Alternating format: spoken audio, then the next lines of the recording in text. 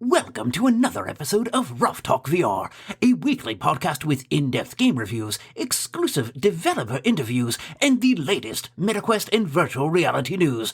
We join our hosts, the father-son team of D. Scruffles and Stratus today, as they spend another episode breaking down and discussing the world of virtual reality.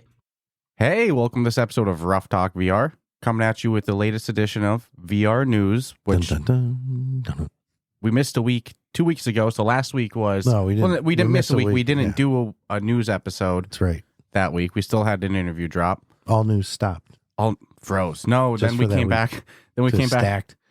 Came back last week a little sick with a whole bunch of stuff to talk about. I was dying. There's not a whole bunch of news on the agenda today. Some fun stuff. Other than the holidays coming, man. Come on, it's holiday season. You see us, on video. If you're watching on YouTube, you'll see us. We got nice Santa hats on. We do. Woo! Santa nice and warm. But beyond the news, this is also a big one for other reasons. We have the categories for our third annual. We had 2022. We had 2023. Oh my God, is this our fourth annual? I don't know. Did we do a 2021 one? No. We were probably too shy. Let me go back and check. That's messed up that we even have to ask that. And so this will be the fourth annual Ruff Talk VR award show. We had to fact check ourselves. We were kind of thinking it was three for a moment. The hell, 4 years, dude? 4 years of awards. So we had 2021. We were such noobs back then. Then we had 2022. 2023 was a pretty polished one, and now we are with our fourth annual award show. In fairness to the 2021 one, we started the podcast in May. So it was like 6 months into 7 months into things as well. Not like we had a full year, but it is trippy to say the fourth annual, right? Yeah, no. Like I said, I had to prove it. Mm-hmm. You needed to see the 2021. In fact, I don't know where the hell time went. Our 2021 one, 2021 one. Our 2021 edition had the name Oculus in it. Mm-hmm. What a stamp. I even showed you today my old Oculus Quest 2 box cover that even says, from Facebook. Yep. How things have changed. So this is our fourth annual one, and we'll kick off the show. We'll be talking our categories for this year, which are very similar to last year with some minor tweaks. A couple of cuts that were painful. Yeah, I mean, hey, since the start, we always had App Lab Game of the Year and App Lab Graduate of the Year. Two things that cannot exist in this one. I mean, App Lab is gone.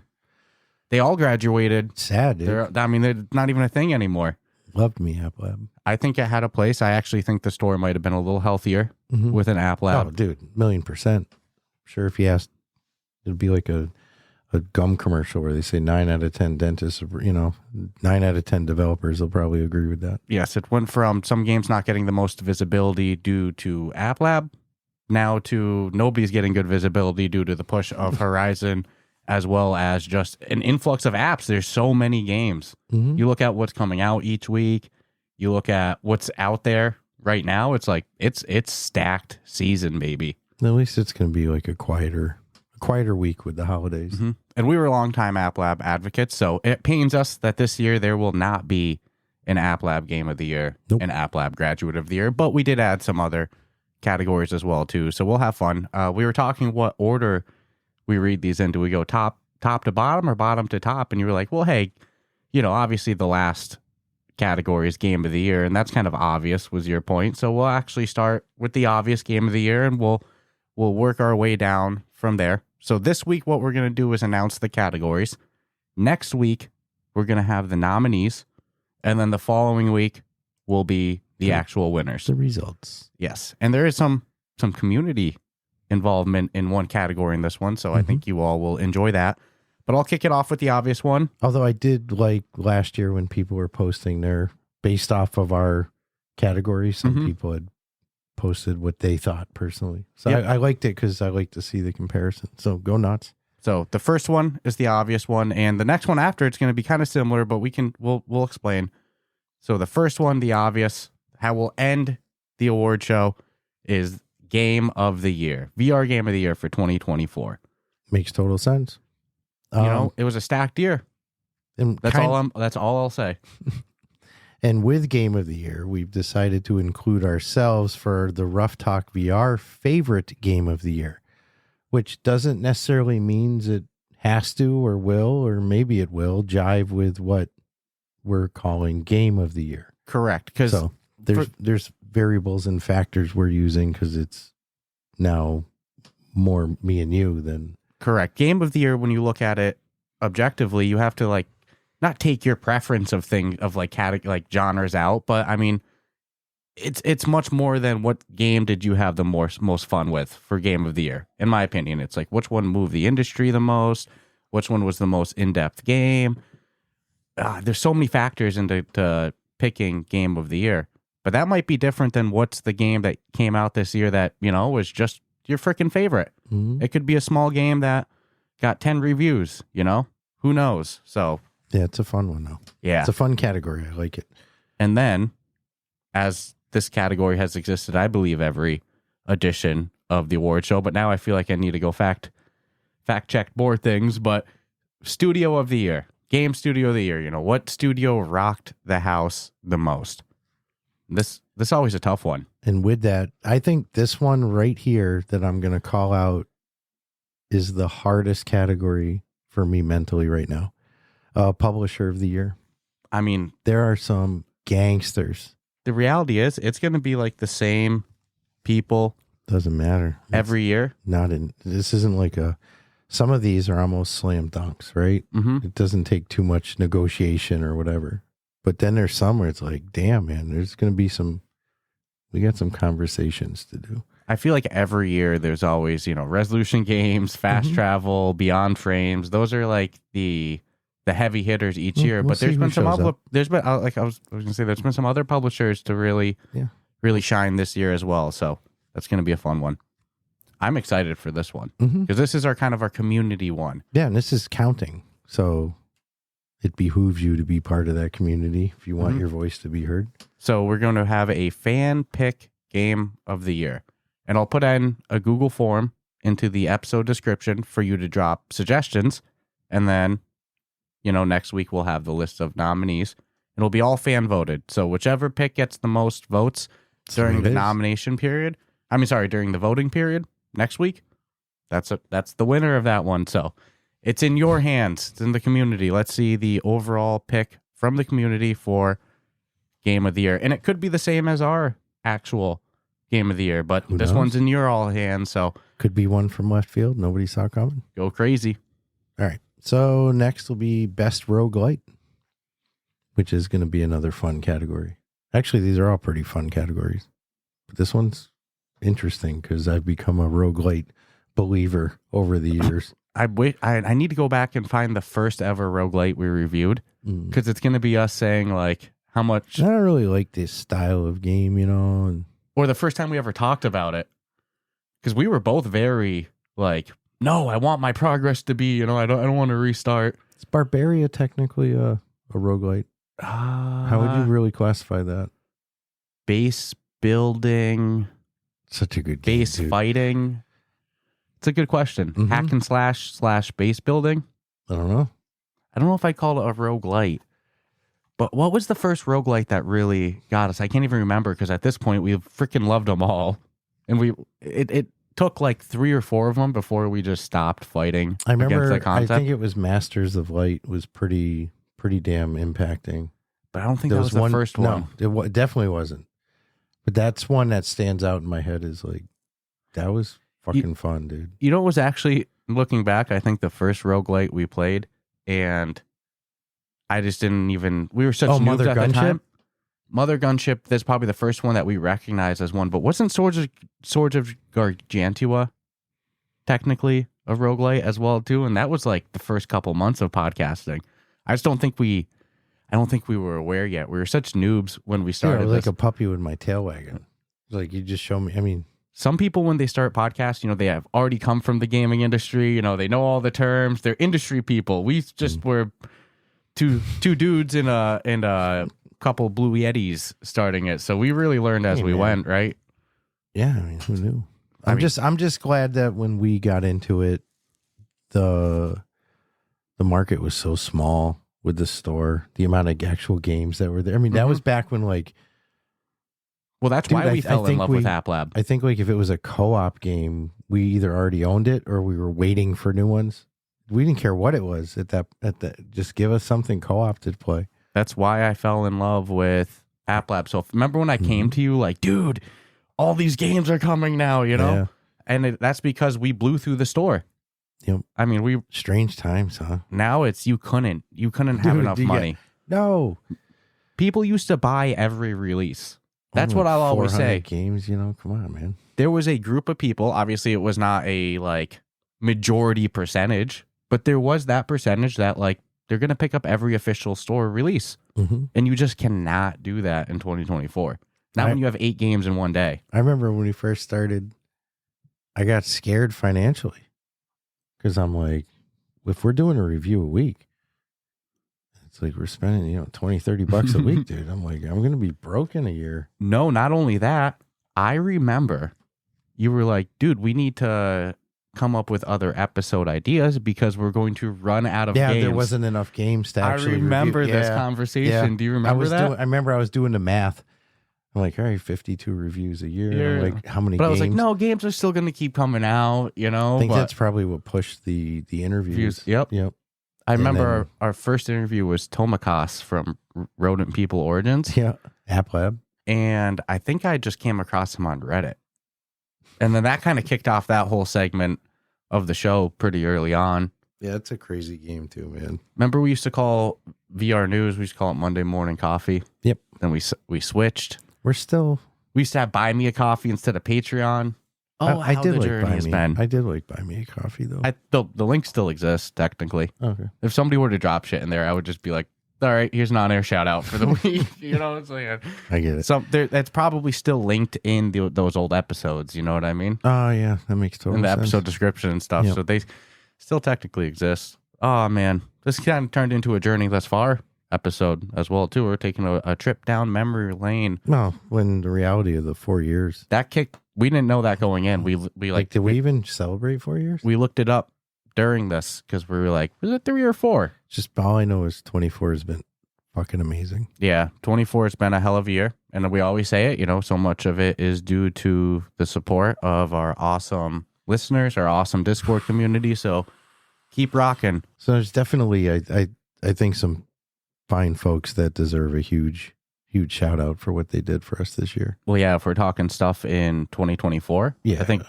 we were talking about, almost every trip we did this year besides Connect was basically due to the support of Combat Waffle and Beyond Frames. They've been our homies this year. Yep. You know, they took good care of us. So we had Sweden and England. See Ace in Germany and thanked them profusely, as well as I can never thank Scott or Maeve enough, to be honest with you. We had Sweden and England. Oh, Sweden. Sweden was a hell of a time. that was I'm telling you, whole year was once in a lifetime. Then we had Gamescom, which, you know, call it a gut feeling. I can't help but think that's so much because of them that we ended up out there. And then we had Beyond Frames and Combat Waffle. Mm-hmm. About 99.9 would be my guess. And then we had that awesome trip to Florida the other week, which, you know, man, I was listening back and we were under the weather last week. So you could say that. We had a couple episodes to do as well, too. So with that comes some spaciness, right? I feel like we really didn't talk enough about our actual time at Combat Waffle Studios. We had a freaking blast there. The blast is an understatement. The vibe there is amazing. Every employee there was so much fun. Everyone's got a good sense of humor. Mm-hmm. Really, really strong work ethic. Mm-hmm. To see that go down. And then you got us walking around bugging people. You got to see that real sense of community. I know, dude. I felt so bad. We were just like, hey, yeah, what's going on here? You know, we got to, I felt like for 2 days we were employees. Mm-hmm. That's for how we were treated. Mm-hmm. You know, we got to sit in on some cool stuff. You could say that. So that in itself, just that portion. Mm-hmm. And as it was going down and I'm listening and you know, obviously keeping my pie hole shut, I'm like, who's ever gotten to do that? That's some crazy shit, dude. You know, yeah, of course we sign NDAs for everything, but just even knowing and hearing is like, wow, that kind of surpasses anything I would have thought I would have partook in. And it's cool to see, like, I've always assumed that they're like a well-oiled machine, but it's cool to see it go down. Even when the boss isn't there, they're well-oiled. Mm-hmm. That was a good time. So, like I said, I feel like we didn't give it enough love last week. I mean, that was such a great experience. If I talked about this past year as much as I want to, people would get annoyed. They would. I mean, people at home get annoyed because it's like I still don't shut up. Mm-hmm. It's like you're telling me the same story again. You know this? Like, yeah, absolutely. I totally know it as I'm saying it. I'm just excited. Mm-hmm. It's like, I mean, you ever feel like the person who goes to weddings and never wins anything? You know, when they have raffles at the like showers and shit. I'm like that guy more or less. You know, Mm-hmm. It's like I don't feel like I ever win anything. Last year, I feel like we won and we won big. Mm-hmm. Even again, But it as the result of people who, you know, were a voice for us that, you know, didn't have to be. And I'll be grateful till the day I die for it. And then shout out to getting in the MetaQuest Creator Program, and That was a rare treat too. Going to Connect. Hopefully that's another thing in 2025. Connect, being on Meta Campus was such a surreal experience. I mean, I don't ever want to live in California, but that's a hook that'll get you there. Dude, when we You know what I'm saying? That's like that's not normal. Imagine how like it would have been horrible to have heard when we first started, because it probably would have messed up our direction of things. But imagine hearing on, you know, that first Demio episode, talk to your future self, and you're like, you're going to conduct interviews on Meta Campus. No, I would have told myself you're full of shit. You would have, it probably would have hit myself. Dude, you know what my dumb self told me? No. Again, it's been a crazy journey. Everything from Connect till where we sit right now has been unpredictable. Mm-hmm. Oh, everything you know what I'm saying? From it's like, joining the creator program in January. Yep. That was wild. Everything. Nothing I saw coming. We rolled with every bit of it. Yeah, man. Come on, man. Good times. But for real, shit like that doesn't happen just because we're like, oh, we have a podcast. So no, it happens because people, and on the other half of the shout outs is just the people who support us every day, dude. Mm-hmm. Our listeners, our Discord members. Yeah, Discord's words. Over the course of 4 years, I've become a huge believer in Discord. Mm-hmm. Remember, I was like, dude, I don't know what Discord is. What the drug dealers use it, right? That's all I knew it from. Buy weed. You know? Now, though, it's like, it's funny. I didn't really understand Discord when I first started using it either. I was like, what the hell is this? Now it's like second nature. Yeah, it's a cool place. Mm-hmm. Even when I was sick, I just didn't feel like talking, so I wasn't like typing, but I was in Discord every day. Yeah, we're spoiled. Being a shadow. But that doesn't happen because of us. That happens because of frickin' Amelia and King Canuck and Shoes. Who am I missing out? Everyone that just engages there. Yeah. You know, it's cool. You can be as cool as you want, you know, as good at people as you want, but if everybody that joins your community is toxic, you got a toxic community. You know what I mean? Yeah, but luckily we have the opposite. We got no toxicity. Dude. We do have a user in their name toxic. Like going to an old Grateful Dead concert, you know, you're welcome. Mm-hmm. The minute you walked in the door, doesn't matter where you're from or where you live or what you do or don't do. It's like, you're welcome. So, I mean, I'm a believer in our Discord community. Yeah. So we definitely did get sidetracked, but you know, hey, it's what we do. That's why we do this thing. So that was the thank you portion of the show. That's all. We left off on Best Roguelite, which again is so funny to see as a category for the last 2 years in a row. Rogie? For how much we used to crap on the genre. Now it's seemingly one of our favorites. Even if I don't want to say it is, the games that come out that are roguelites tend to be some of my favorites. So beyond Best Roguelite, we also have Best DLC Releases of the Year. This is a fun one. So which games put out the best content expansion with their DLCs? It's a tough one. Yeesh. That's going to be a stacked one. Okay. I can already hear the brain churning. Mm-hmm. Sports fitness game of the year. This is going to be a fun one which is interesting because it's not all Les Mills, you know, which is still Les Mills will always be the GOAT to me. But the fact that there's so many sport/fitness games that did come out this year, it's impressive. Hell, I think Les Mills actually had some DLCs this year as well, Of course too, they in did. reference to the last category. But yeah, they're my favorite, but they didn't come out this year. But there's been a bunch that did. I mean, including Home Sports, which we have an interview dropping with them this week as well. I teased it last week, and then I had some audio issues in my editing. It's all right. We rolled the punches. That's what we do. That's why I shouldn't tease. That's why we usually don't tease what's coming ahead of time. Besides that there's something shit coming. changes. Yeah. Hey, It's audio coming. editing. It's a skill. It's a challenge. The internet or the technology likes to mess with you. I've had fights with the YouTube gods with uploading videos. It happens sometimes. Mm-hmm. So this is a category that I'm so happy to have on the list again, because it's one that I think both of us are biased towards. And there's been some good ones this year to drop for it. We have strategy game of the year. Ooh, I like that. Yeah. There's some fun ones. I mean, I've had fun with Tropico. I've had fun with Townsman. I've had fun with Shogun's Empire.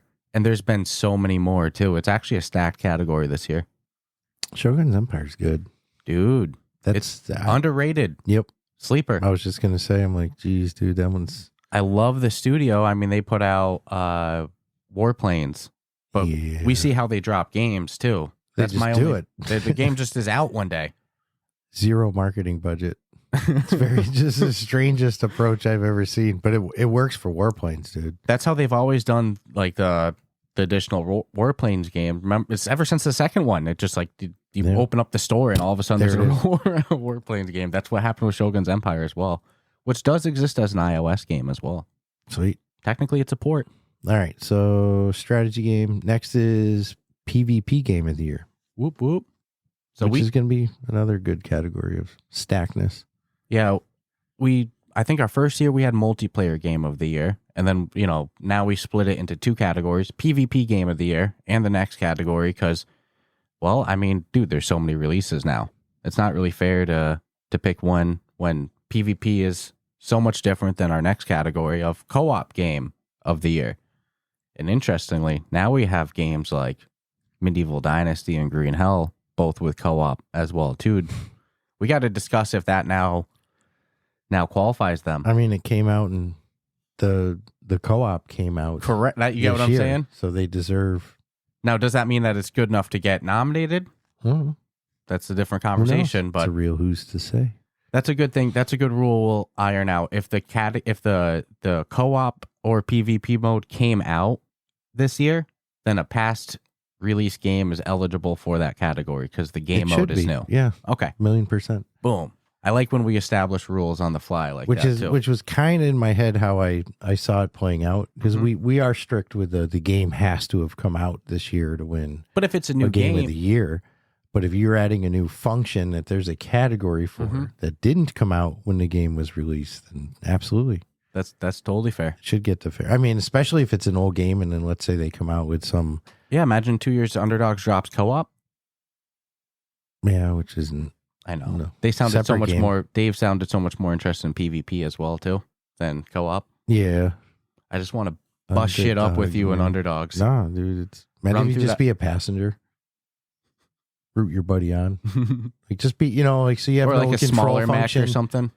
No, not even. You're just sitting in the cockpit with your man, buddy. Fuck that. I want us both to be giant ass mechs just messing stuff up through the tournaments.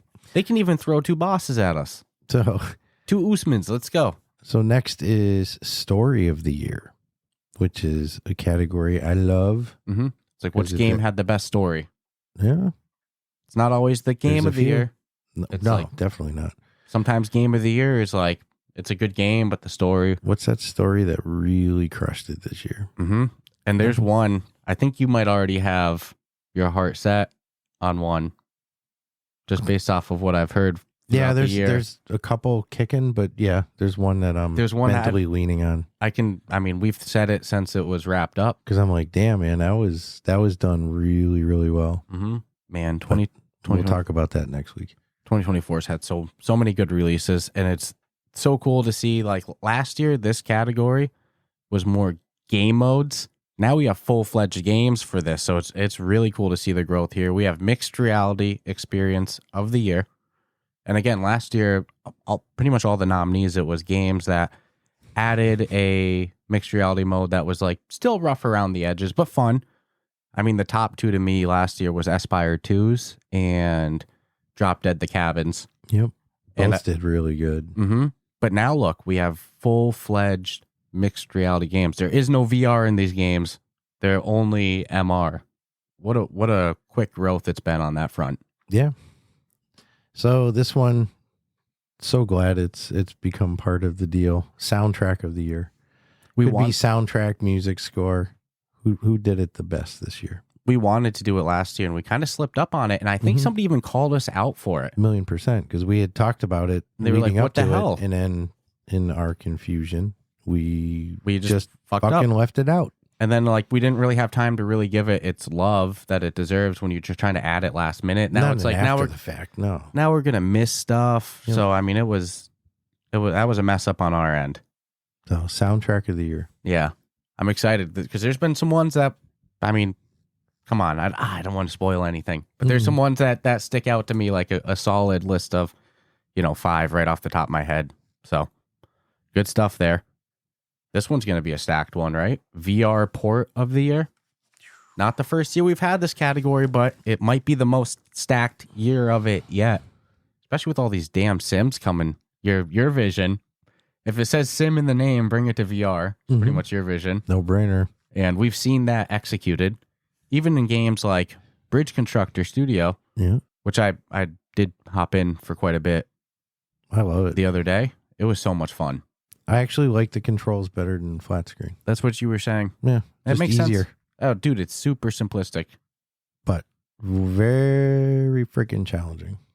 So, no, I mean, I agree. Sim, if it says Sim, bring it over. But there's been a lot of them this year. Best updated game of the year. Ooh, that's going to be a fun one. It's going to be hard, dude. Because VR games don't just drop and then get left alone. I can't think of any game that's like that. You hope. I'm like, for big releases, they all get updates. It's just part of the cycle. Some of them real quick. Some of them, nothing will help the game. Not to name names. I'm not going to single out Hitman, but what's up with that? Oh shit! Oops, I messed up. I'm still recovering.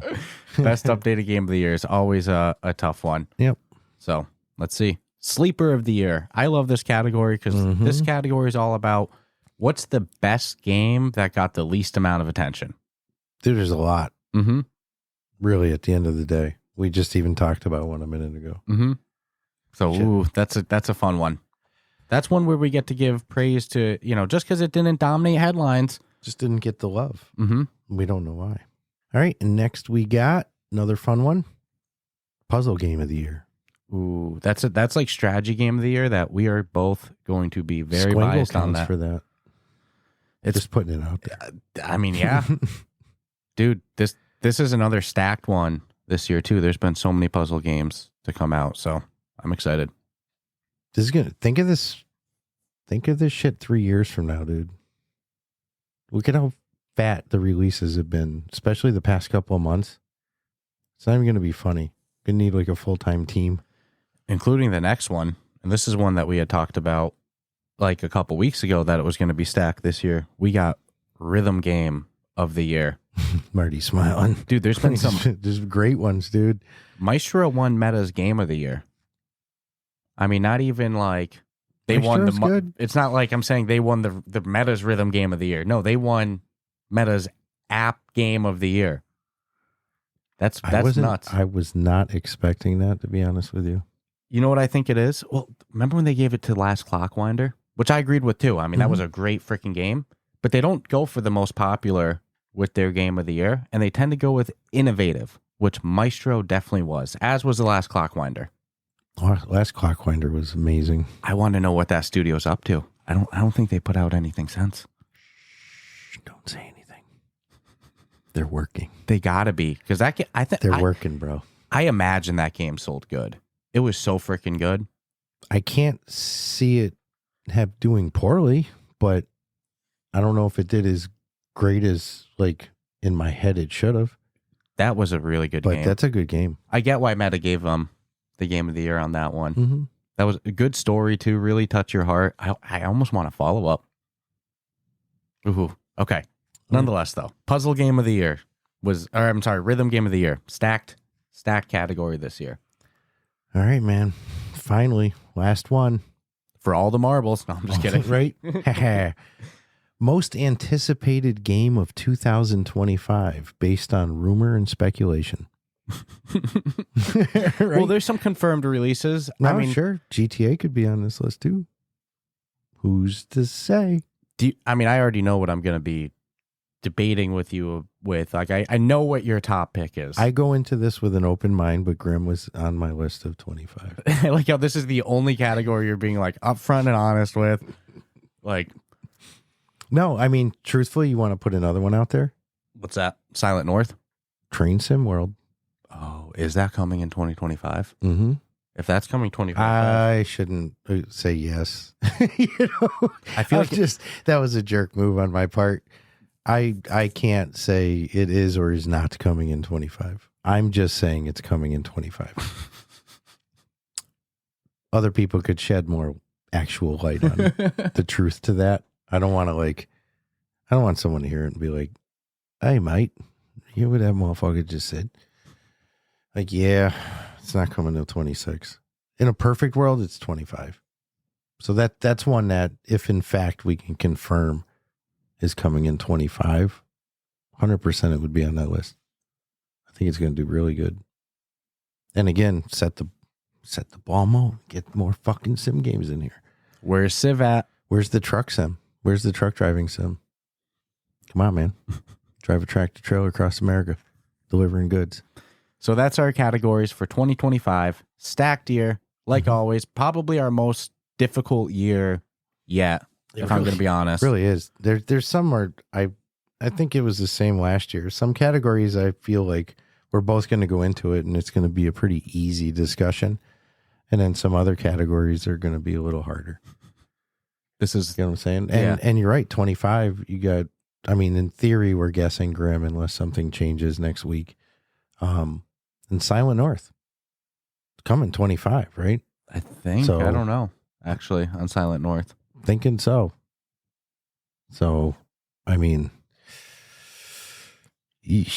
Yeah, stacked. That's just two. Train Sim World coming August 25. And now on my birthday. On the news, Ghosts of Tabor, they got their Directive 0 update, which has a mission system overhaul and also comes with it a separate PvE mode that has its own progression system and such that you can do solo or with teammates. And they've done some reworkings on the way the PvP or the PvE mode works with access. Originally, all of the users in a squad needed to have the appropriate level of DLC that unlocks access to it. But they adjusted to some community feedback, and I saw them put out an update that now only the squad leader needs to have the DLC access for the PvE mode to go in. So, like, if I own the DLC for it and you don't, we could still play it together. So talk about a studio that's like listens to community feedback. It took them a day to adapt to that. So props to them there. I'm excited to hop into the PvE mode. And it also comes with it, the shopping mall map. The mall map is... I love it. I got to go in there and play with other players. So many kill points. Or kill areas. It's not even funny. Close quarter combat up the wazoo. So huge props. This is kind of like... I feel like this is something that if you ask Scott about, like around the time we first started Tabor Radio, about a PvE mode with separate progression and stuff. The screen would have gone black. Yeah, no fucking way. Same answer that he gave about, shared bunkers or visiting other people's bunkers. I wouldn't be surprised if one day that's on the anything's possible these days, depending on, what's requested. It feels like that way, at least. Because I never would have thought we would have seen a PvE mode. Just amazing that when Combat Waffle does something, to those that don't like it, OMG, dude. The socials this week have been just nuts. I mean, it's just interesting to see people with that much passion. I think I was saying this morning when I came over, I'm like, people realize this is a game, right? That's a very appropriate word to use for some of that community. No, it's all right. It's the sky is falling all the time. Yeah. It's like, I think they forget who they're talking to. It's like, this is a studio that drops shit and fixes it and drops shit and fixes it and puts out more shit. They just have not stopped. I also will say that sometimes it's like a vocal group that's not exactly representative of... It's not the majority. Because I'm just pulled up right now. They're at almost 8K people in game right now on a Sunday. And I remember at launch on the official store, not when they launched in early access on App Lab, I'm talking like their official store time, they were hitting a peak of, I think, 5K. Mm-hmm. So they've grown 3K. No. And they've been steady at 8K. And their Discord went up 2K this week. So that's 1,000 more than normal. So even, I mean, it's always the sky is falling with that stuff. Anytime they have an update and stuff. It was just a little next level. Yeah, people are overly passionate with that stuff. When the law has to get involved, it's a little, I get saying, hey, fuck you. I hate my life because I can't play, whatever, the typical emo shit, whatever. But when you're making threats and shit, now you're stepping into different lanes here, dude, over a game. Yeah, people often forget that studios are run by people, humans, not robots. And I'll tell you what, I don't care what human you deal with, but you push them long enough and hard enough, they just go, oh, fuck that. I don't need this shit. You get what I'm saying? 100%. Like, that's not a road I want to go down with any game that I enjoy. I think part of the thing that's always made it special is how much they engage with their community, but that's the type of stuff that makes that go away. And the amount of full disclosure the transparency. Yeah. Something else that should probably start getting checked off the boxes. Less community engagement and less full disclosure for sure. But anywho, so yeah, it's cool to see almost 8K people in on a Sunday though. That's impressive. Still some good shit coming, man. So pre-order now. We're saying 2025. That's what I believe all the news says now. So. At least that's according to Upload VR. They're saying 2025. And they're not the Inquirer of News. So I guess I'll put my tail between my legs. I was wrong. So Grim, we knew was coming. It was just a matter of, is it coming before the end of the month or is it coming at the beginning of January? I was guessing 2024. At this point, I'm feeling confident. The articles are saying it. Spoon-fed, do not let me down. I'm He's guessing going to put it out tomorrow out very of spite. early 2025. Right? That wouldn't surprise me at all. But well, that's what the Upload VR article is saying, is that it's confirmed, according to them, that it's now launching in early access in 2025. And you can get it on sale for like 17 and change, or wait for it to come out and it's $19.99, which is actually $5 cheaper than I would have personally put up. I would have charged $24.99 all day, every day. I think they just want those servers packed, if I had to guess. Dude, you think the extra $5 would have made or break it? Yeah, I think that $17.99 pre-order and $19.99 out of pre-order. That's freaking awesome. I'm excited for Grim. You were in there the other day and saw that there was, 2 other players and got anxious? I got the fear. I came in, I loaded in, it was nighttime. Wait till it's a full server. What are you going to do? I ran into someone. I didn't even have my fucking flashlight on. I was so scared. And then it was somebody, I don't know their names. I won't even try to make one up because that's not fair. But the dude was so cool. You were convinced you were dead. Uh-huh. Oh, I saw he had a bow and arrow. He didn't even have a spacesuit yet, though. When you ever told But he was all excited because he was building his foundation. So he just was like, hey, what brings you here today? And I'm like, oh, man, this is like the most pleasant. But, in the back of your head, you're like, I'm going to get killed any second now. And then he was like, I don't even have anything. And I'm like, well, you can see I don't, but whatever. Kill me anyway. I did put my body in a pretty obvious place. Did it give you some faith for how community might be when you don't have any faith? No. All it gave me was like, this dude was happy I didn't kill him. You were happy. He was happy he was building. That's all that was. But in hindsight, seeing how he took everything from the area, kind of wish I did have the ability to have killed him. But I just loaded in. I like literally ran in right into the dome. I'm like, I'll go to my go-tos. And that was the other reality. All my go-to shit I like to go to. Oh, there's going to be other people there. I'm like, okay. The only way I'm getting that stuff now is to wait for you outdoors with a freaking gun. Yeah, we've always played the game with pretty empty servers, so we can just go in the bio. I'll rent my own server and just lock everybody out. Castle. We've always been able, and we can even do it now. Just go in the domes and pretty much loot as much as you want to loot, right? In the domes. Until you run across one of the developers and shoot you in the mouth. It's going to be a different story when it's a stacked server. Everybody's going to be in those domes, right? I mean, you don't have to. You don't have to go to that one. Go to the other ones. I don't know, man. It's going to be really interesting. That's my big thing. Especially is how is the community going to be in there? So we're going to find out in a couple weeks. I cannot wait. And then which is going to be the more like ruthless community, Grim or Silent North? I think we're going to see more cooperation in Silent North. Yeah. I think Grim's going to be like, but Silent North got some tricks up its sleeve, dude, that I can't wait. If it's all implemented like it should be, there's some game-changing shit in there that like other games would be wishing they put in theirs. Yeah. But Grim, it's about to get real interesting.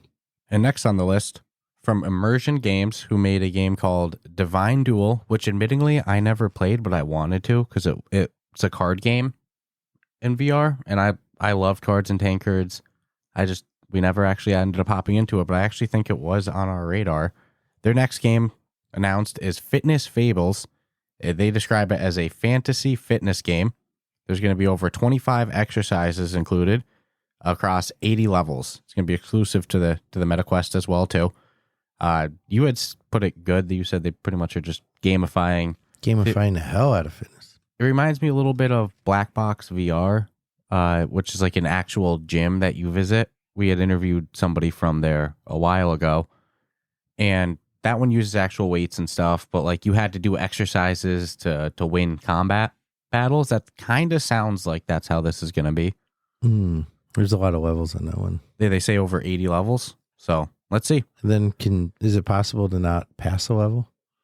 Oh, like you fail the level? Yeah, I mean, I'm sure you probably. Then you don't progress. They say take part in strategic workouts. So that to me is like you have to pick which workout based off of the enemy you're fighting or something, right? I mean, what else would strategic workouts mean? Has me very curious. Yeah, I'm interested in this one for sure.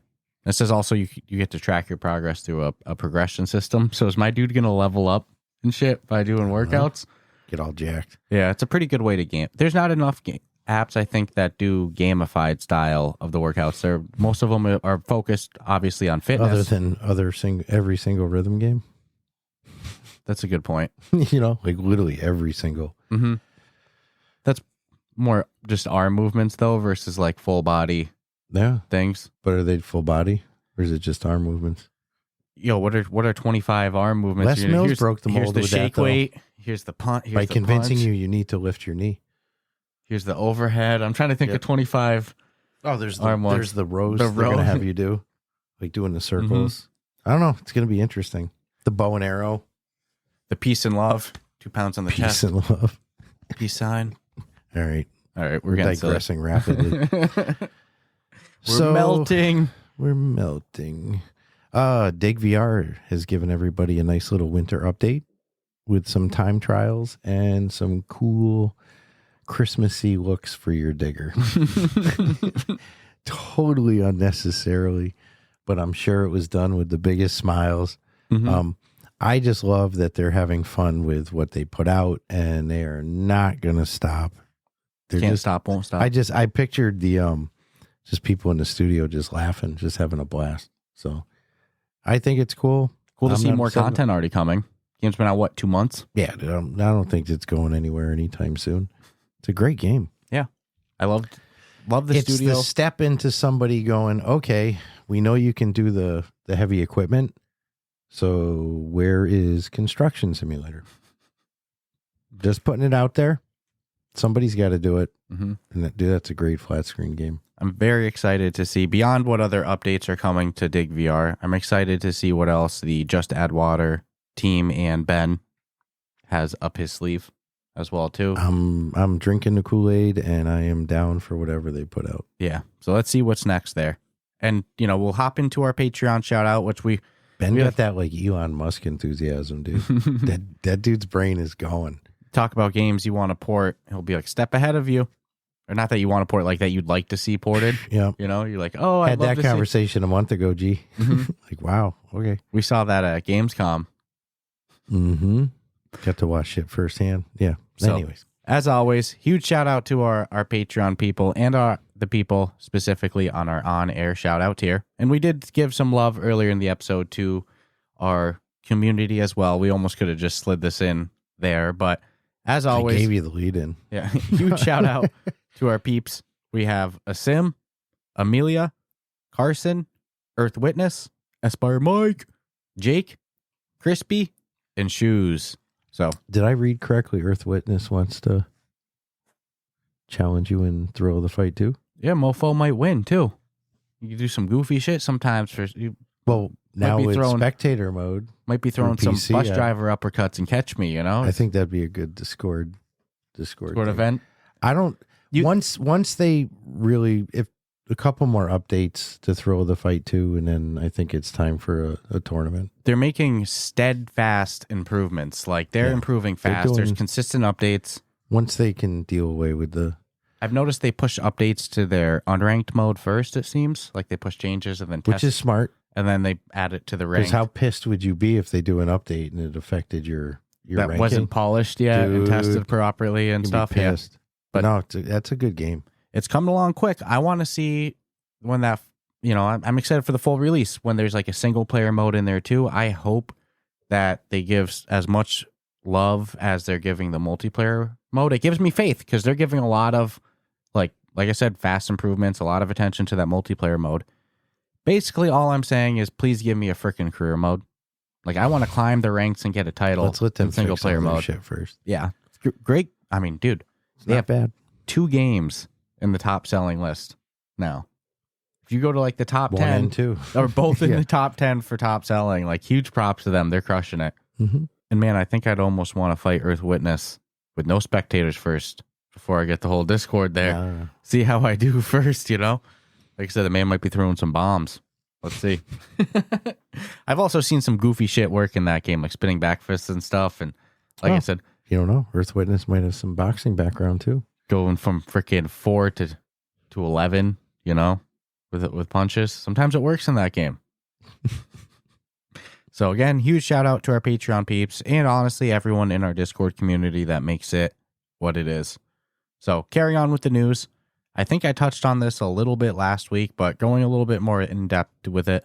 Dungeons of Eternity launched a holiday update, which they did something like this last year that they ended up killing early. And this year it looks like it's much more balanced, but their holiday update comes with much more than holiday themed stuff. They are bringing 4-player co-op and a PvP mode, and they included some footage of their PvP mode. I need to hop in and try it as well too, because I couldn't tell if it was just 1v1 or if it kind of looked like in some instances that there was a group in there. So imagine doing 4-person PvP in Dungeons of Eternity. We'll find out. Dude, I'm excited for that. So they also launched, like I said, 4-person co-op, PvP mode, then some quality of life stuff, like they had a potion rack that was real cool as well too. They added victory emotes as well. They added which were cool. Some new cosmetics. The graphics in the trailer they put out looked so stunning. You were like, that's the most PC build I've ever seen. Yeah, that's some PC VR. Check out my fucking awesome video card. Which, speaking of PC VR, they're at one point anticipated for 2024. Steam PC VR build has been delayed till 2025. Which is fine. I remember when we talked to Ryan last time, which he was awesome to see at Connect. He's a great human being, dude. He's a giant, too. Yeah, imagine owning that dude money. Like, that's Meta's collector right there. If he ever wants to get out of the tech dude business, that doesn't break legs, he breaks companies. Can throw hate. If he ever just wants to get out of game development, he's such a nice dude. Throw haystacks around all day for a living. No, he was a stand-up dude. Yeah, wicked cool guy. So that was awesome to be able to talk to him in person. Good energy, too. But last time we interviewed him on the Ruff Talk VR podcast, he did say if they ever did a PC VR version, they didn't want to just port it over. No. They wanted to really take advantage of enhanced graphics. He said that shit with a smile, too. So if what they showed is the PC VR build, you guys are in for a treat. I mean, that was stunning graphics. This is a game, usually, you know, when games are available on... 100% I'll play this on PC. I want to see it. Yeah. This is the haptics are great. It's one of the games like I have to wear my tack suit with. B haptics, baby. The B haptics tack suit shines so much with Dungeons of Eternity. Did I love my B haptics vest? Mm-hmm. It's such like it puts a real smile on my face because I'm like, there's something about knowing it says B haptics. I got faith. And for a well haptic game, you know, it's like if you can get an idea of where you're getting hit from without... Did you bang your swords together and it... Yeah, great game. You think if they get PC VR that they'll ever be mods? Because that's the only way we'll ever see a lightsaber in there, right? No way they can put that in themselves. Oh, don't act like the devs don't have a lightsaber. If this was my game, I would have a Jedi build of the game. You have the Darth Vader voice. Nobody can stop you. I would have a build of the game where people had force powers and stuff, shooting force lightning, force choke, you know? Ooh. Tell me this engine wouldn't work so good with Star Wars. I was going to say, what about a Star Wars Dungeons of Eternity? I mean, shit, LucasArts, Disney, like, you take this game, go talk to Othergate. Don't do it. Talk to Othergate. Don't steal it. And have Othergate make a Star Wars version of this. Imagine being able to climb the ranks as Jedis together. Or you could use a blaster if you wanted, but like I would be role-playing a Jedi. 1,000,000%, dude. Be choking motherfuckers left and right with my hands. LucasArts, Disney, this is the studio to talk to for your next VR game. And just have them they call it Star Wars of Eternity. Like we will all know what went down and no one will complain. Like, if anybody that's like, this is just a reskinned Dungeons of Eternity, so what? No one's going to be upset about it. We'll all be happy. So this is going to be a cool one. And it's so cool to see that beyond, like there's holiday cosmetics that you can unlock as well, too. But they brought so much more with this update than just the bare minimum. Like, too. But dude, to get in that studio, come on. The studio's made up of just some gangsters. New enemies too. That giant ass ogre. They upped the level cap. I'm excited. They increased the level cap from 50 to 60. They included some new environments, which because the game has randomly generated everything, you add 10 more possibilities in there. Like that creates so many more possibilities, you know, because of the way things can just randomly match together. So you want to hear weird? I went into Mother Gunship. Mother Gunship Forge. Yeah. Then there's there was the scene change for the holidays. Oh, because that's how it left off. It left off on Christmas? Pretty sure. No. Because when we played not too long ago, we were throwing the ball around. Then they must have just done an update. But I didn't see any change to the game. They must have just pushed, because remember they did a holiday update before? They probably just like, all right, add those skins. I hate thinking in my head that game's abandoned. It's killing me inside. They can't abandon it. I want that game mechanic, that crafting mechanic, with an explorable co-op game. We have the one for PC VR. It doesn't scratch my itch as much as Mother Gunship. It's more of a concept, a proven concept, than actually working really well, because you don't have the free will that you think you do with your weapons. But I thought that was going to be pretty close. That is a good game. It is. All right. In the world of DLCs, Maestro... Already kind of going deep on this one. Maestro has brought DLC for some Harry Potter music and some Disney Fantasia, known as the Secret Sorcery Pack. It's only $8 and change, which is actually very affordable. And we're dealing with a legendary person in the music world in John Williams. So awesome DLC out. If you like Maestro, hey, Meta's Game of the Year. Jump on this one, because that's a good name to have if you're getting music from. Just need to go a little in betweenish Star Wars and figure out another album Star Wars that you could charge me $19.99 for Star Wars. I mean, I'm surprised it's this price What I mean It's is like affordable with having very John affordable. Williams, which granted, he's only one of the 5 tracks, and it's Hedwig's theme from Harry Potter. Maybe not his most iconic track ever, but Depends on when you grew up.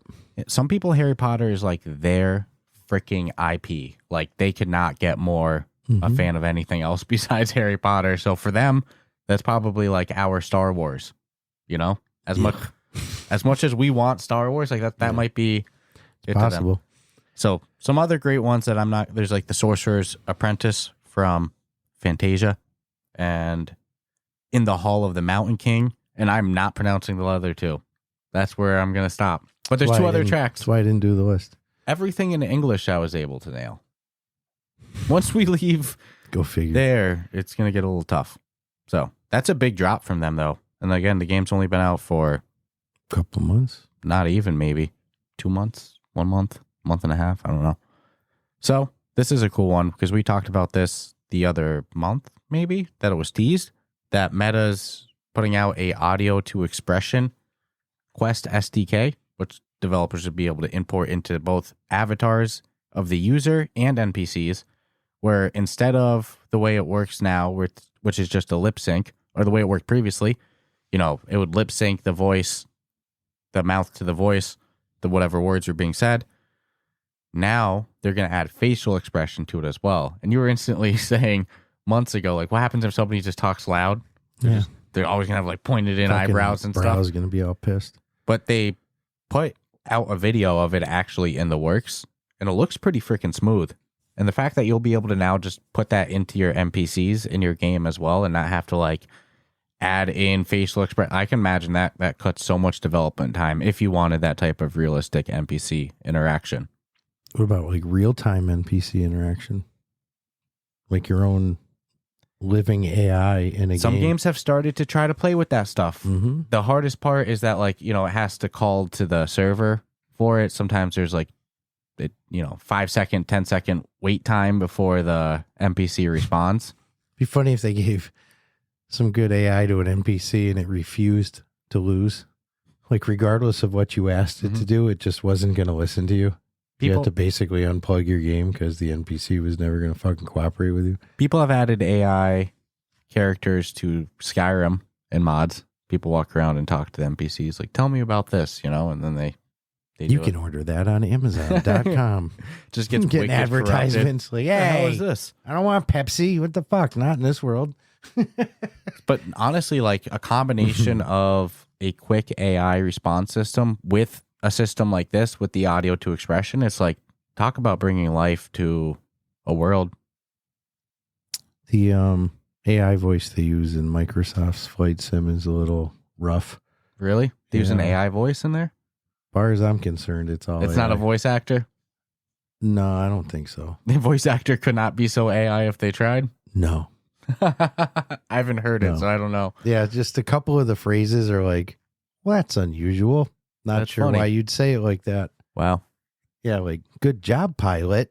You know, like, what? If a human read this, there would be like, but it's also like, it's able to take the names and letters and numbers and it knows them. So you'll have to like really get into that and see if I'm crazy, but I'm pretty sure that's all like recorded AI shit. Mhm. We just text to AI. You do say that this is the best Microsoft Flight Sim yet. It's the best one yet, but it's not bug free. That's for sure. Yeah. But I'm not flat screen guy, so my complaints won't be heard vocally. No, it's Microsoft, dude. They're gonna fix it. There was an update yesterday, 700 megs, 740. There was one earlier that had come out, but there's been some issues that, like, in my head, I'm like, thank God I've been playing these games my whole life, because I'd be fucking angry. You know, let alone the whole launch day issue with, yeah, you ain't playing it. But Dude, it's so funny I because love the freaking game, though. on the camera, you can tell it's a Santa hat. Yeah. But from my angle, a lot of times it looks like you're almost wearing like a raccoon hat. You know what I mean? Like, because it just looks like you got. I killed a really old raccoon, dude. He was an old timer. Lived a good long 90 years, and boom, now he's on my head. I like the Santa hat. Keeping my head warm. It actually, dude, I won't lie, I've gone out a couple times with it. Oh, it's the holidays though. People don't care. It looks like a white If version. anything, people get happy that you would. It looks like a white version of one of these. Daniel Boone hat. Yeah. Yeah. You know what I'm talking about? Yeah. Or it's the hat that the bully wore in Christmas Story. That's actually what I was going to originally say. But I would. Yeah. But it's like a white version of that. It looks like from the angle because I can't see the tail. I have a panda hat. It's like make your head look like a panda. Anywho, for all you PSVR 2 players, Christmas couple of days away, the holidays roaring in your face.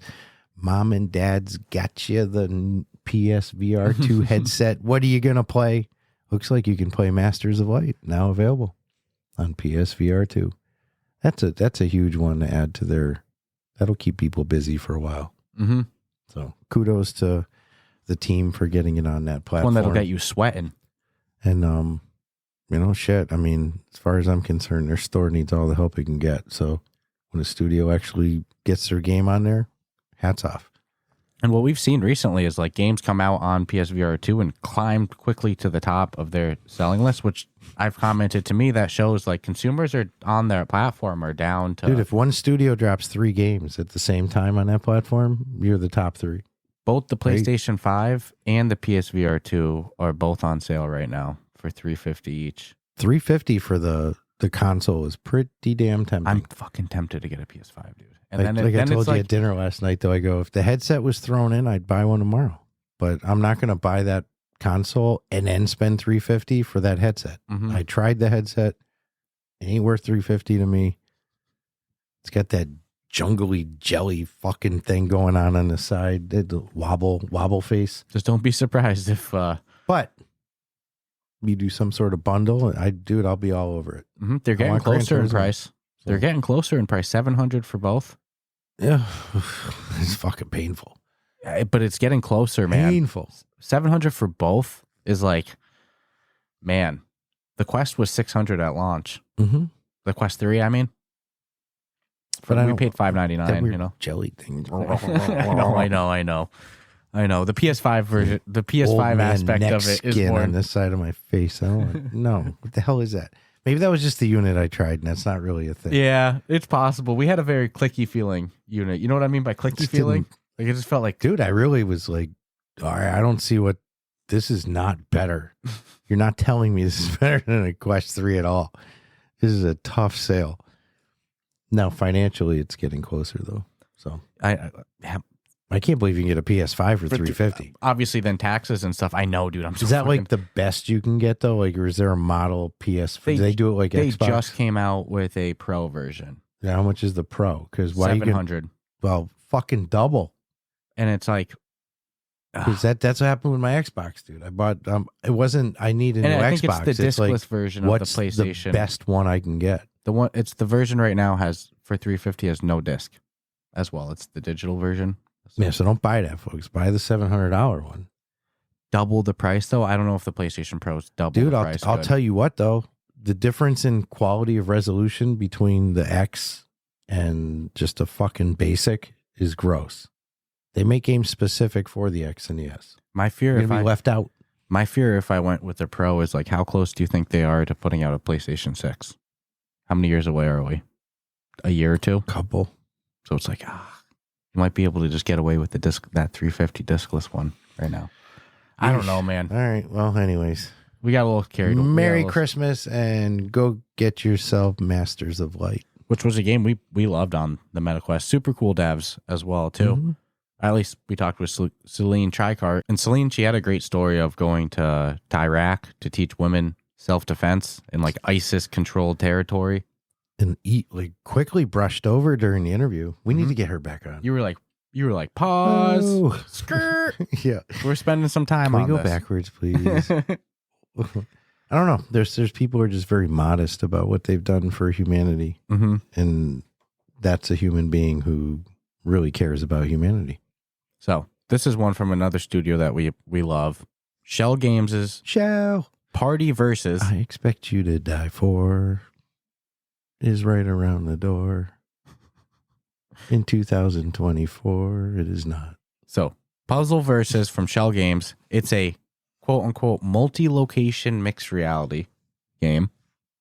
which allows you to use a shared space that supports 2 to 4 players and lets you hang out together in that shared space, or play up one of 16 different mini games together as well too. So it's like a big flex. Yeah, so it's just a hangout and party mini game, and multi-location games are starting to become more of a thing. We saw that with Last Stand doing a multi-location.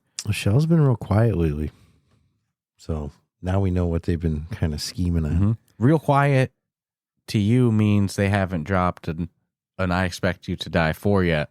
You think they're going to use a lot of mixed reality in I Expect You to Die 4? You know, man, I was wondering, because remember they did Home Sweet Home in black and white pass through? I think there's going to be some MR elements. I wouldn't be surprised. Mixed in along with... Can I be honest with you? I think the game might do best VR only. A cajillion %. I think MR might take you out of the experience. Well... But they did Home Sweet Home so good. Maybe.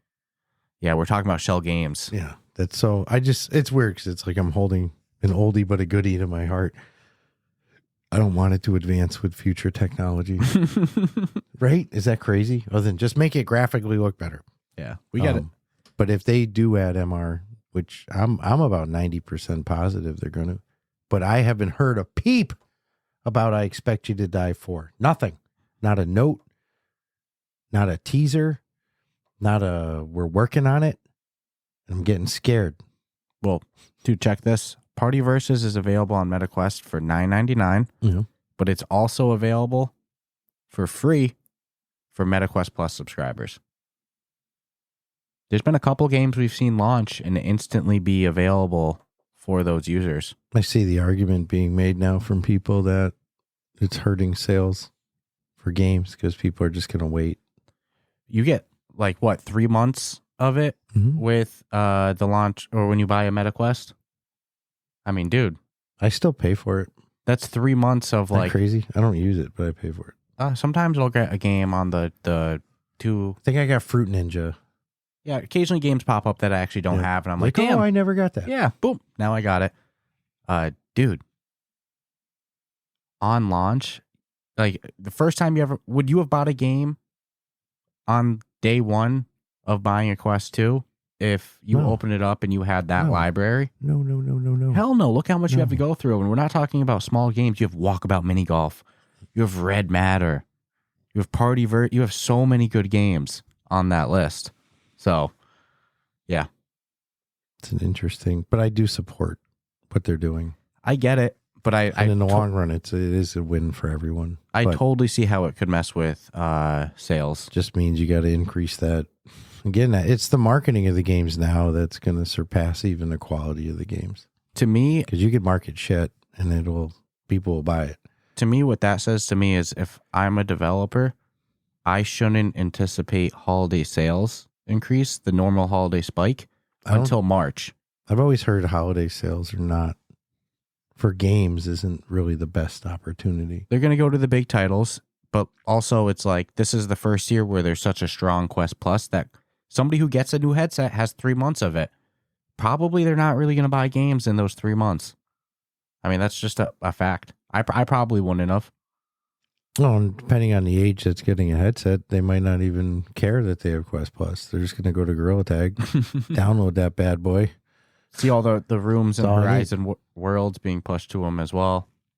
That's going to be, I'm really excited to see the numbers. Yeah, I don't post Christmas. I don't think that you could base any anticipation for this year. We know they're good, any other past years, but we know they're going to be good. The headset's definitely selling. It's topping Amazon lists. People are buying it. They're just right now. Most of them are probably wrapped under a Christmas tree. Yeah. And then, like you said, a lot of them are going to flood to free-to-play apps. And a lot of the ones that will pay for games, they have 3 months of great content in their face before they even need to. If you're a really good parent, I don't care if it's the Quest, fucking PS5, Xbox, take it out of the box and update the damn thing. Set up the account. Yep, because really... It's going to take a whole day to do that. Yep.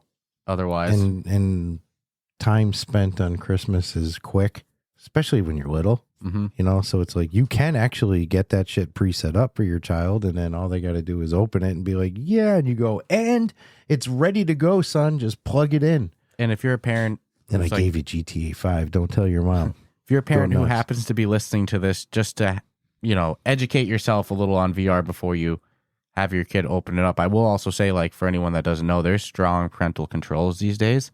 So that's even more reason that you should take it out of the box and set up the account ahead of time, because you don't let them go on Steam. You can set up those. You can set up those parental controls. They will see things. So then when they log in that first time, they put on the headset. They won't even know what they're missing. Correct. It's already set up, ready to go. So I agree. So huge props though to Shell Games dropping another game, and I actually just went to the store page and developer Shell Games, published by Oculus Publishing. There's been a couple games recently I've seen that with too. What you Google, I expect you to die for. There's nothing. See if there's any leaks. There's got to be a leak, dude. Something, a smidge. I bet you if you Google, I expect you to die for, we're the only shit that shows up. That would not surprise me. The problem is, dude, they have so much on there. I know. I'm just saying, man. No, there's people that ask for After the Fall too, as well. Well, this is different. This is I Expect You to Die series. There's 3 of them. I see Reddit discussion about this first thing to pop up from 3 months ago on I Expect You to Die subreddit. Somebody going, I don't think it's too much of a stretch to say that it will be announced early next year and then come out August time. So there's people like you fucking everywhere. Of course, dude. When the people have probably been talking about it. How do you know that's not me? Look, I Expect You to Die 4 idea in December. Yeah, all of these posts are you with different accounts. I'm just going to start doing leaks. Look at this. I Expect You to Die 4. Damn, man, a lot of people want it. No shit. That's the best series ever. 1 year ago, who's hyped for the 4th game? What about after we finished the 3rd? And I was like, can't wait for the 4th. The 4th one came out like a year ago, you know? Ideas. Dude, this is awesome. I'm glad. That's one of the best series in VR. Dude, they own it. They own it to death. I Expect You to Die 4 ideas. In case you guys need them, which they don't. You know what they don't need help from? Us. They're doing so good. Oh, man, I didn't know that there was an I Expect You to Die subreddit. Whole subreddit? We have that briefcase. Yeah, I see that. Never will I travel on a plane with that, but we have that. Before we were content creators, quote unquote, you know, before we were doing our thing, back in the day, pretty sure Shell Games gave some creator swag, or they gave it away at press event. I mean, like a PAX type deal. But they had vinyls of what I wouldn't pay for an I Expect You to Die vinyl. I will take vinyl from any studio. I have my Thrasher vinyl downstairs. Just because it's vinyl. That's all. Just send 2, because both of us have record players. I want Underdog's vinyl so bad as well, too. I don't know why that's not a thing. And then also... I mean, you can get it digitally, but not... Walkabout could be some good vinyls. Walkabout's, dude, you know where I'd love like a full A to Z catalog of their music?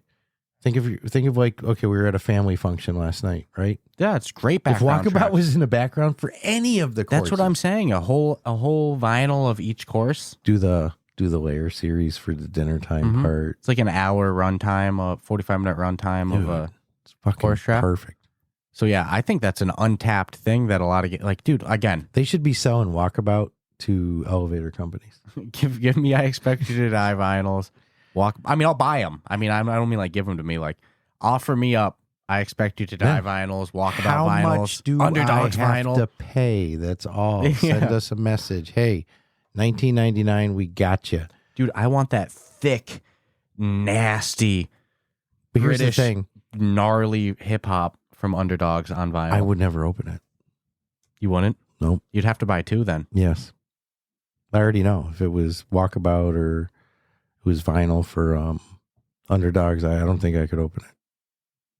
But I damn well want to hear it on a thumping system too. Mm-hmm. And I'm pretty sure Underdog sells their soundtrack digitally, but not physically. I know. Come on. What is up with you, man? Brata man, give me the damn vinyl. I Expect You to Die, man, is another one though that I Expect You to Die. Will Wheaton killed it, dude. Look at this. Eligible for our awards. Underdogs came out January 25th. Let's go, baby. Yeah. Let's go. Underdogs is a shit, dude. What do we leave off on? Shell Left games? off on me. Okay. Shell Gameski. Shell games. Shell Games. I Expect You to Die 4 coming out around my birthday. Another one coming around my birthday in August. It's going to be an awesome August next year. I'm getting everything GTA 5 or GTA 6, whatever. All right. So just this is a short and sweet one, but Grimlord, love the name. Grimlord entered full release last week on Quest and Steam. So if you want to go Grimlord-ity up, go. Mm-hmm. Souls-like game, it says, which is like Souls-like. If you're a their own genre. Dark Souls is so impactful that it gets its own. That's how roguelite. That's how roguelites got the name from a game called Rogue, which was like the first one to bring that. Roguelike-y. So it's funny when it is something where it's like, dude, it doesn't even matter what your game sells at that point. Like you have created a whole genre. Yeah, based on that working. Mm-hmm. That's fucking good though. But Grimlord, I think it's going to do pretty good. It looks really polished. Mm-hmm. It was out in early access, I think, for a while. Yes. But now this is its full release. This is the real deal. So I'm excited to hop into it. Like I said, for all the money. Combat looks extremely polished, so that's cool. And this next one is a multiplayer game from Fast Travel Games you loved. You got to play it a little bit pre-release with the devs. And Jamie, I think. Yep. Yep. Mannequin. And Henry. Yeah. And I was so upset I wasn't there for that one. That sounded so fun. I remember that. And I think that there could have been a slot for me too. Yes, 1,000,000%. But Mannequin, a 2 versus 3 game that's kind of like hide and seek. You know, you got one person's trying to find the mannequins, the other one's got to freeze and be a mannequin disguise, and then touch the other people. They've added stuff like deathmatch mode in the past, and now they just launched a new major update, bringing Mod.io, like it's a modding platform. It's funny, back in the day, I remember Nexus mods was the thing. Now Mod.io really seems to have surpassed them. Mod.io. That's integrated right into the settings menu, letting you bring custom skins into the game without ever taking off the headset. It's cool to see that come to more and more games as well. And then they also added a new map called The Cove. It's actually their 4th map. That's crazy. This game's gotten so much updates. Dude, they're going deep on this one. Mm-hmm. And they've said that there's more features currently in the works, set to arrive, some undisclosed time in the future, but they're not giving any, details of what or when. But it's not even like this is the last update for Mannequin either. No, and I'm curious what they got coming up in the future. Because again, they're going so heavy on Mannequin. 4.8 with 360 ratings. So it's cool to see the reception to it's been. And I will say I absolutely loved it. They brought something original, something creative, a little bit of adrenaline boosting. Not a long time to play it at all. But damn, man. This is not a game that I would have thought would have gotten so mods many updates and mod support like this for the skins as well too. So the holiday ones are cool. Yeah, hey, that's you give the community this ability, they're gonna go crazy. So that's cool stuff. Mannequin or Fast Travel has over delivered with Mannequin. Yeah, they actually did more to it than I thought they were gonna do. Which gives me extreme faith for Action Hero. Action Hero's the best, dude. I'm so glad to see that. Oh my god, that's a fitness Mannequin's game. Great, but would you call it fitness rhythm? It's not rhythm. Fitness, not fitness rhythm. You don't have to. I'm sorry. Sports fitness is the category, not fitness rhythm. You're gonna burn calories playing it. Is it a sports fitness game? No way, you can't. I think it fits the category. I think it's an action game. It's called Action Hero. Yeah. Okay, fine. It's a hero game. But it's an action hero game. I think that's sports and fitness. I want to hear from the community on that one. What's everyone's thoughts? As always, too, if you enjoy the podcast, don't forget, subscribe, rate us 5 stars. You can check out our Patreon, our Discord via the links in our show notes. Don't forget to drop your opinions on who should be included as a nominee for the community game of the year. The fan pick game of the year, I should say. And then stay tuned for the list of nominees next week. Yeah, stay safe. Enjoy your holidays, family time, solo time, whatever your time thing is that you're doing. And hopefully everyone, God willing, we'll see you in a week. Hope you all had a great 2024, but I hope everyone has an even better 2025. So I don't know if we could. Stay tuned, and we'll check you out later this week. Ciao, ciao.